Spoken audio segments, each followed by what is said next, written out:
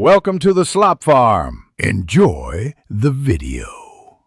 You've got your clips ready, so start by importing them and creating a timeline that matches your footage. Set the timeline frame rate to the source to avoid sync drift. Once done, add a subtitle track from the timeline menu. This creates the container for captions. Make sure your playhead is positioned where the first caption will appear. You'll work directly on that subtitle track rather than burning text into clips, which keeps timing flexible and editable throughout the edit. Now you create and refine caption segments on the edit page. Click Add Subtitle at the playhead or split existing segments to match speech.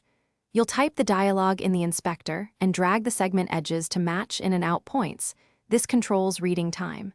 Make sure to choose a readable font size and color and apply a consistent preset so every caption follows the same style.